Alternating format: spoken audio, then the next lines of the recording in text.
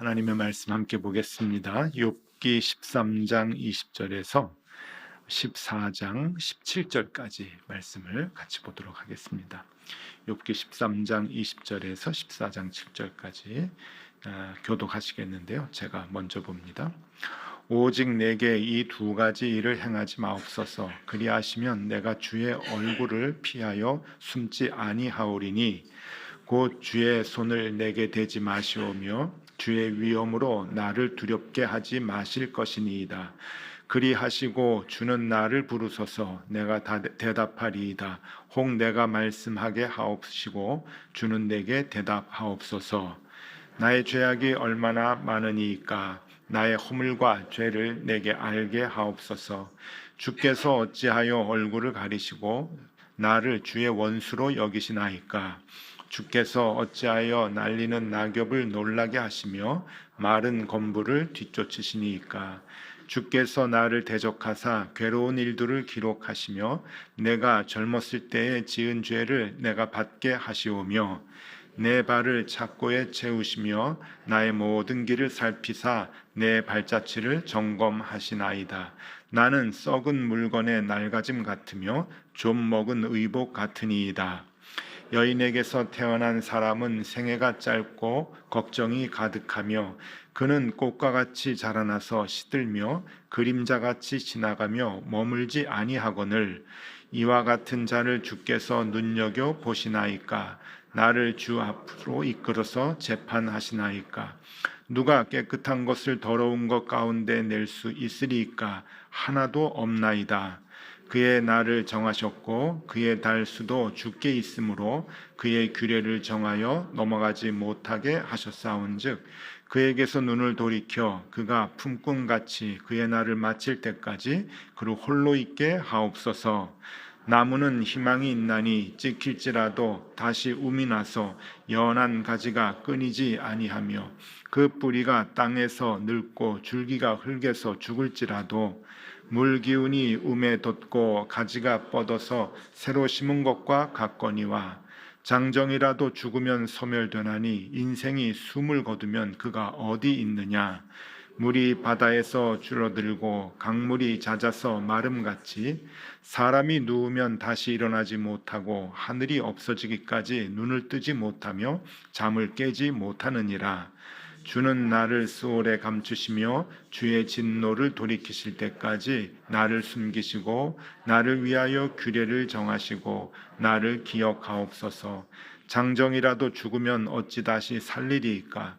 나는 나의 모든 고난의 날 동안에 참으면서 풀려나기를 기다리겠나이다. 주께서는 나를 부르시겠고 나는 대답하겠나이다. 주께서는 주의 손으로 지으신 것을 기다리시겠나이다. 그리하온데 이제 주께서 나의 걸음을 세시오니 나의 죄를 감찰할지 아니하시나이까. 주는 내 허물을 주머니에 봉하시고 내 죄악을 싸매시나이다. 아멘.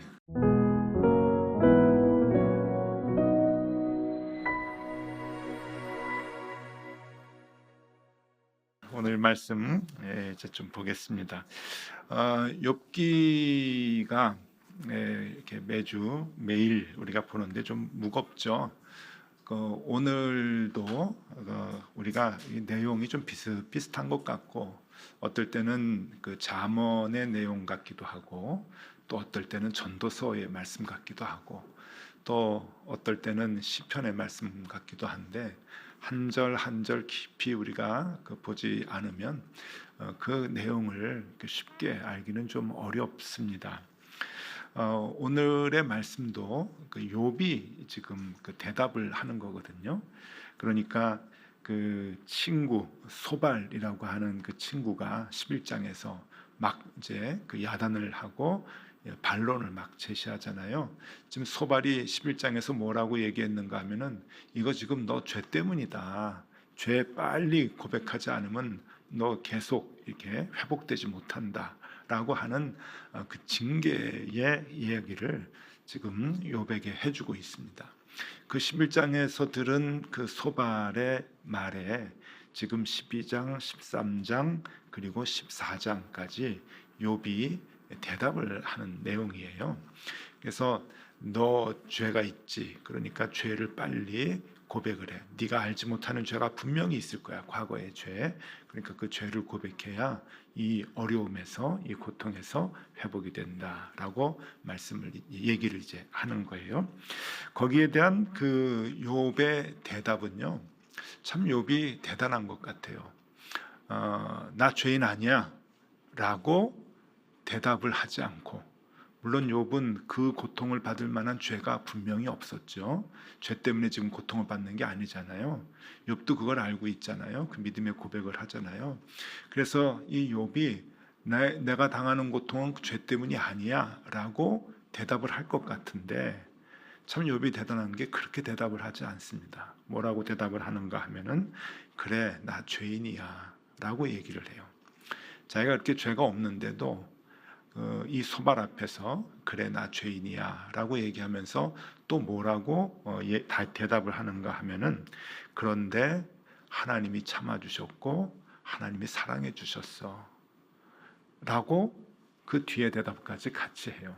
소발은 네가 이 고통을 당하는 거는 네 죄 때문이고 그 죄가 못마땅해서 하나님이 벌하시는 거야 라고 얘기를 했는데, 욥의 대답, 그래 나 죄인 맞아. 그런데 하나님은 벌하시는 분이 아니고 참아주시는 분이고 다시 일으켜 세워주시는 분이고 회복시켜 주시는 분이야. 나를 받아주시는 분이야 라는 고백을 하는 거예요. 그것이 오늘 본문에 나옵니다. 여러분, 오늘 본문이 아까 한 절 한 절 읽을 때 이게 무슨 뜻인지, 아까도 얘기했지만 잠언 같기도 하고 전도서 같기도 하고 그랬는데 조금 정리해 드리겠습니다. 그러니까 욥이 말하는 내용의 핵심 부분들을 정리해 드리면은, 먼저 23절과 그러니까 13장 23절과 14장 4절을 계속해서 이렇게 제가 읽어 드리겠는데요. 나의 죄악이 얼마나 많으니까 나의 허물과 죄를 내게 알게 하옵소서. 그래 나 죄인이야 라고 하는 것을 얘기하면서 14장 4절에 누가 깨끗한 것을 더러운 것 가운데 낼 수 있으리까? 하나도 없나이다. 하나님, 저도 마찬가지로 죄인입니다. 제가 뭘 의롭다고 하나님 앞에서 내 삶을 내놓을 수 있고 자랑할 수 있겠습니까? 저도 똑같은 죄인입니다 라고 하는 것을 먼저 고백을 해요. 참 대단한 고백입니다. 우리가 욥을 본받아야 한다 얘기할 때 이 자세를 우리가 본받아야 하는 거죠. 자, 그러면서 욥은 하나님에 대한 고백을 이렇게 해요. 14장 15절과 17절 말씀인데 오늘 이게 중요합니다. 주께서 나를 부르시겠고 나는 대답하겠나이다. 주께서는 주의 손으로 지으신 것을 기다리겠나이다.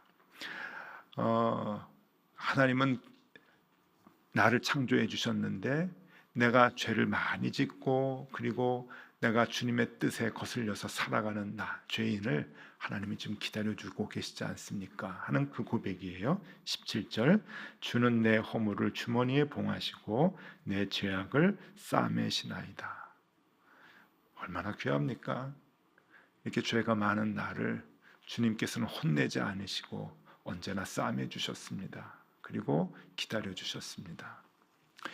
그러니까 여러분, 이 욥의 고백은 내가 당하는 이 고난은 죄 때문이 아닙니다 라고 하는 고백이에요. 소발은 똑같은 현상을 보고 네가 당하는 이 고난은 너 죄 때문이야. 네가 알지 못하는 과거의 죄가 있었어. 빨리 생각해내. 그리고 고백해. 용서해달라고 빌어 라고 소발은 자꾸만 다구치는데, 욥의 신앙은 그게 아니에요. 물론 나 죄가 있지. 그런데 하나님은 그 죄 때문에 나를 벌하시는 게 아니고 하나님은 언제나 나를 감춰주셨고 그 죄를 감춰주셨고 오래도록 참아주시고 기다려주셨어. 하나님은 그런 분이야 라고 하는 것을 얘기하고 있어요. 여러분, 이게 얼마나 귀한 거냐 하면은, 그러기 때문에 욥이 당하는 고난에 대해서 자기 죄 때문이 아니라 하나님의 특별한 섭리가 있다고 믿는 거예요. 시각이 다른 거죠. 그러니까 소발하고 이 욥하고 비슷한 것 같아도 완전히 다릅니다. 그럼 네 고난은 뭐야? 네가 당하는 이 고통은 뭐야? 그거는 하나님이 알고 계시지. 하나님의 계획 속에서 내 인생을 인도해 주시는데 내가 어찌 그것을 알겠어? 그러나 분명히 좋은 것일 거야 라고 하는 그 믿음이 욥에게 있는 거예요. 욥을 본받으려면 여러분 이 정도까지는 가야 되지 않을까 싶습니다. 참 귀하죠. 욥의 마음은 정말 귀합니다. 자, 그래서 이 지금 소발이 갖고 있는 것을 우리가 조금 이제 조금 뭐라 그럴까요? 요즘 말로 얘기하면은 소발도 영성을 갖고 있었고 하나님을 믿는 사람이잖아요. 욥도 영성을 갖고 있었는데 이 영성의 차이가 있는 거예요. 소발은 쉽게 얘기하면은 율법의 영성이고 이 욥은 은혜의 영성이라고 볼 수가 있어요. 근데 이게 우리가 신앙생활 하는데도 이렇게 둘로 이렇게 나뉩니다. 자칫 잘못하면은 우리가 율법 영성으로 갈 수 있는데 하나님께서 우리에게 원하시는 것은 은혜의 영성이에요. 그래서 이 두 개를 한번 좀 정리해 드리면 여러분 한번 보시죠. 율법의 영성과 은혜의 영성이 이제 있는데 이 율법의 영성이 뭔가 하면은요, 이 율법의 영성이 대개 우리는 율법주의자다 그러면은 자꾸 남을 정죄하고 이거 해야 돼 저거 해야 돼 막 그렇게 이제 생각한다고 여겨지는데 그거는 그 율법 영성의 결과이지 율법 영성이 어떤 마음을 갖고 있는 건가 하면은요, 한번 보시면 율법 영성에서 가장 중요한 것은 주어가 나입니다. 나. 그러니까 여러분 생각해 보세요. 여러분들의 삶의 주어가 내가 된다면은 그거는 율법 영성이에요. 우리가 하나님을 믿는다 그래도. 왜냐하면은 나의 노력대로 보상을 받는다고 생각하는 것이 율법주의거든요. 그 마음을 갖고 신앙생활 하는 거예요. 내가 하나님께 잘하면, 내가 예배 참석 빠짐없이 잘하면은, 봉사도 열심히 하면은, 기도 열심히 하면은, 그리고 못된 짓 안 하면 하나님께서 나에게 구원을 주시고 나에게 축복을 주실 것이다 라고 하는 그 마음이 여러분 나쁜 건 아니지만 가장 크게 맹점이 뭐냐면은 주어가 내가 된다는 거예요. 주관이 다 내가 되는 거예요. 내 중심적인 그 신앙을 한다고 하는 게 이 율법주의의 맹점입니다. 그러니까 아유 저 사람 율법주의야라고 우리가 보통 얘기하면은 자꾸 남 지적하고 너 이렇게 하면 안 돼, 뭐 신앙생활 잘해야 돼, 행동 잘해야 돼 이렇게 지적하는 사람을 율법주의라고 우리가 흔히들 이렇게 얘기를 하고 그러는데 그게 아닌 거예요. 율법주의의 가장 위험한 점은 삶의 주어가 나라고 하는 거예요. 나의 노력과 나의 헌신과 그리고 내가 애쓰는 것에 따라서 보상을 받는다고 생각을 하는 거니까 내 삶을 내가 주관하고 내가 개척해 나간다고 여기는 거죠. 은연중에 굉장히 많습니다, 여러분. 많아요. 그런데 욥의 영성은 은혜의 영성이에요. 이게 하나님께서 우리에게 원하시는 건데 이 은혜의 영성은 뭔가 하면은요, 설명해 드리면 주어가 하나님입니다. 하나님. 언제나 주어가 하나님. 그리고 하나님의 용서와 하나님의 기다림과 하나님의 사랑으로 내가 지금 있음을 고백을 하는 거예요. 우리는 의롭지 않아요. 우리도 죄가 많습니다. 생각하는 것 자체가 여러분 우리는 죄악된 생각뿐이에요. 그렇지 않습니까? 저도 그렇고 우리가 지금까지 살아오면서 깨끗하고 의롭다고 얘기할 수 없어요. 자랑할 수 없어요. 우리는 그 죄값을 받으면 성경대로 얘기하면 죽어도 뭐 옛날에 죽어야 되고 몇 번 죽었어야 됐죠. 그런데 하나님께서 우리를 용서해 주시고 우리 죄를 감춰 주시고 그리고 기다려 주시고 사랑으로 우리를 안아 주시고 그것 때문에 내가 지금 여기에 있습니다 라고 하는 그 고백을 할 수가 있는 거죠. 이것이 은혜의 영성이에요. 은혜. 우리가 믿음을 가져야 하는 것, 이 욥의 믿음을 가져야 하는데 이 욥의 믿음은 바로 은혜의 영성이라고 하는 거예요. 여러분 우리가 신앙생활하는 그 자체가 다 그 영성 생활인데 여러분 저나 여러분들이 이 율법의 영성을 쫓아가지 않고 은혜의 영성을 쫓아가면 좋겠습니다. 우리가 늘 하나님 내가 하루하루 사는 것이 은혜입니다. 그리고 내 삶의 주인이 내가 아니고 인도해 주시는 분은 하나님이신데 언제나 하나님 중심으로 내가 살아갈 수 있도록 그 마음을 갖는 것, 그것이 은혜의 영성인데 하나님께서 우리에게 그것을 원하고 계시는 거죠. 자, 여러분들은 어떠십니까? 여러분들은 마음속으로 한번 생각해 보세요. 율법의 영성인지 은혜의 영성인지.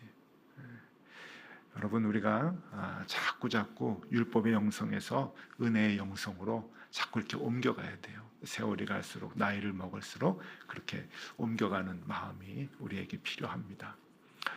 자, 욥뿐만이 아니고요, 그 은혜의 영성으로 살아가는 사람들은 굉장히 많습니다. 오늘은 이 말씀을 한 절 한 절 이렇게 이제 우리가 풀어보기보다는 이게 너무 이렇게 어려워서 이 뭐라 그럴까, 이렇게 그 중심만 이렇게 잡아드리고요.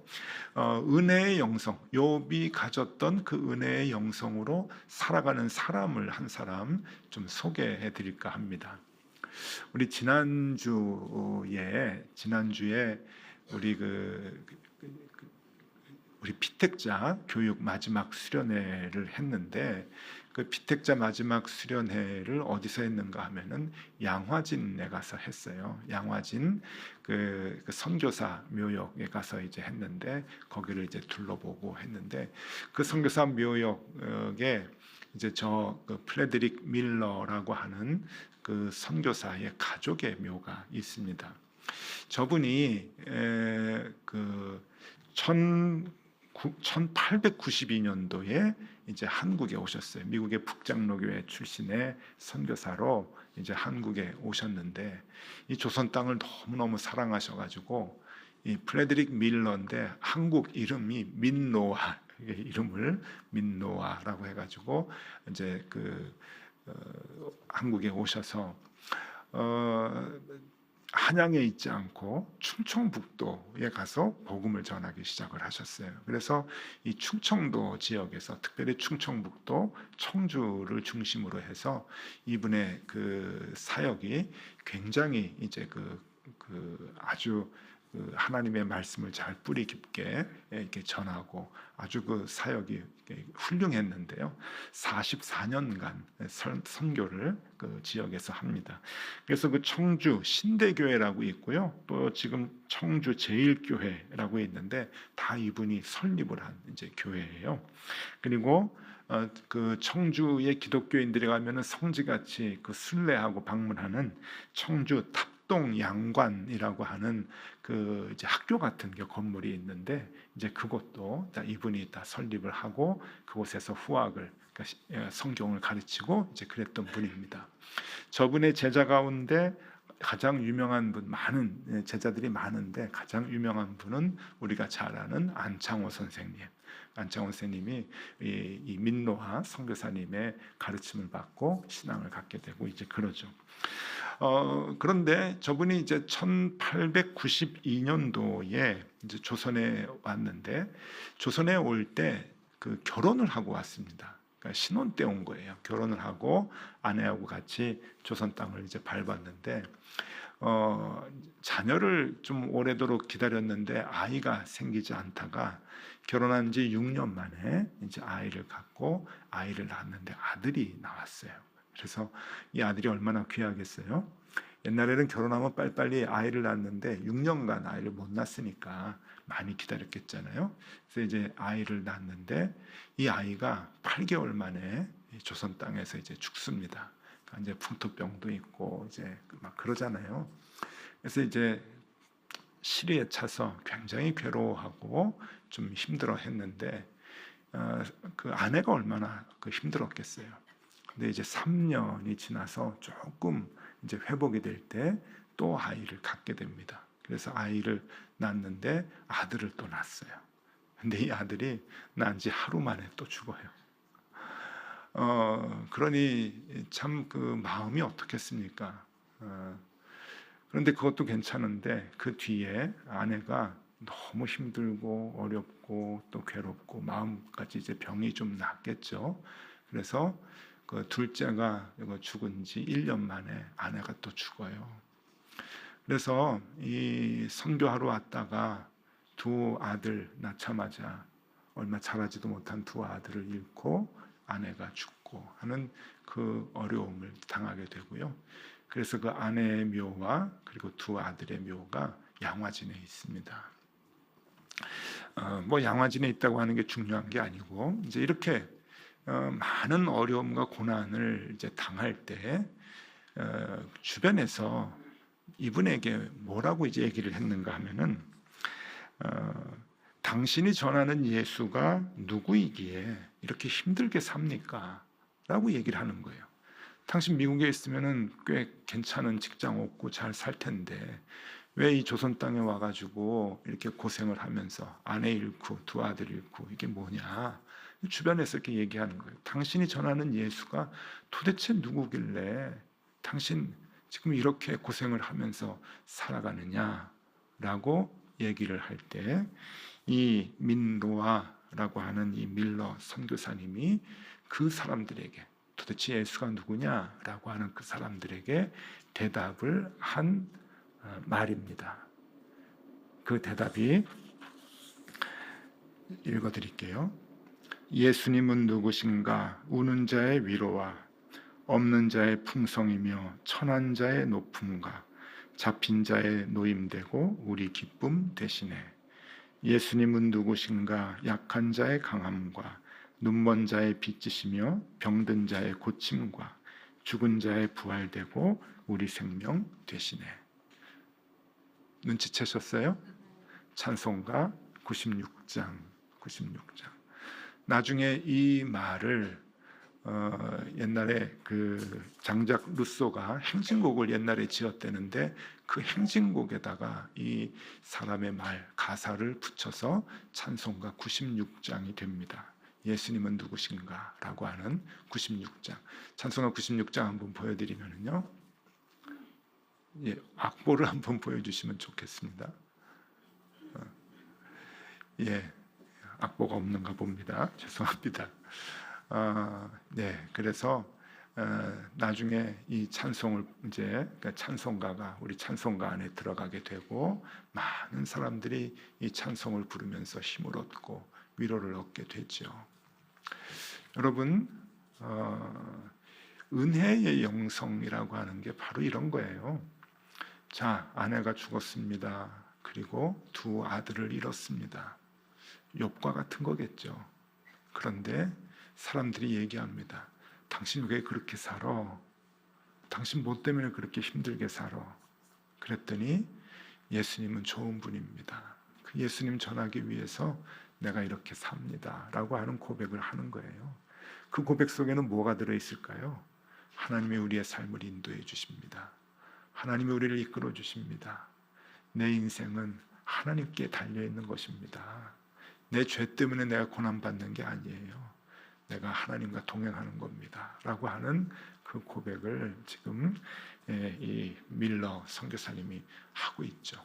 그러니 여러분 앞으로 찬송가 96장 부를 때마다 그 마음을 여러분들이 좀 가지면 좋겠어요. 이게 행진곡이라서 부를 때 막 신이 나지만 이 가사는 신나는 게 아니에요. 가족을 다 잃은 선교사님이, 조선에 온 선교사님이 하나님께 대한 자신의 신앙을 고백하면서 쓴 가사이거든요. 이게 얼마나 귀한지 모릅니다. 그러니 여러분 우리도 이 욥의 신앙, 이 밀러 선교사님의 신앙을 우리의 신앙으로 고백하면 참 좋겠습니다. 많은 사람들이 하나님 이것 주세요 저것 주세요 자꾸 달라고 기도하는 영성과 그리고 내가 당하는 고통, 우리가 당하는 고통은 다 죄 때문이라고 하는 그 율법주의 영성이 많은 이 한국교회 안에서 하나님이 정말 우리에게 찾으시고 우리에게 원하시는 그 신앙은 무엇인가? 그것은 하나님 중심의, 하나님 주권의, 하나님 내 삶의 주인 되시는 그 은혜의 영성, 여러분 그것을 우리에게 원하신다고 하는 거예요. 그 옛날 욥이 그 신앙을 우리에게 가르쳐 주셨고 또 밀러 선교사님이 그 신앙의 고백을 했고 그리고 그 다음 우리도 이 땅을 살아가면서 그 고백을 하면 좋겠습니다. 정도의 차이가 있지 힘들고 아프지 않은 사람이 어디 있겠습니까? 고통이 없는 인생이 어디 있겠습니까? 그런데 그럴 때마다 욥이 고백했던 욕심나는 고백, 욥기 1장 21절에 주신 자도 하나님이시고 가져가시는 분도 하나님이신데 그 하나님을 내가 찬송합니다. 우리도 그 고백을 하면서 신앙생활하면 참 좋겠습니다. 하나님께서 우리를 인도해 주시고 이끌어 주실 것입니다. 이상홍 목사님 버전으로 잘해 주실 겁니다. 하나님. 그런 여러분 이겨내세요. 힘들고 어려운 점이 있으면 여러분 오늘도 하나님께 기도하면서 하나님 어떤 길로 우리를 인도하실지 기대가 됩니다. 그렇게 기도하면서 하나님의 인도하심에 전적으로 우리의 삶을 맡기면 좋겠습니다. 네. 오늘은 그래서 찬송가 96장 우리 같이 한번 부르고 기도하려고 합니다. 같이 한번 부르실까요?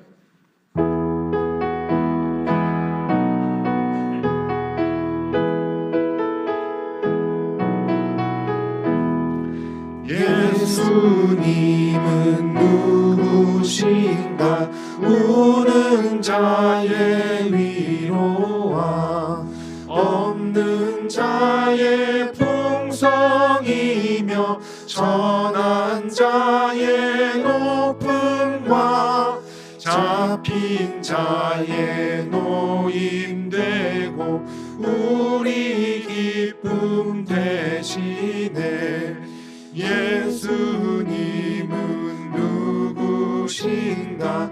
약한 자의 강함과 눈먼 자의 빛이시며 병든 자의 고침과 죽은 자의 부활되고 우리 생명 되시네. 예수님은 누구신가? 주한 자의 정함과 죽을 자의 생명이며 죄인들의 중보와 멸망자의 구원되고 우리 평화 되시네. 예수님은 누구신가? 온 교회의 머리와 온 세상의 구주시며 모든 왕의 왕이요 심판하실 주님 되고 우리 영광 되시네.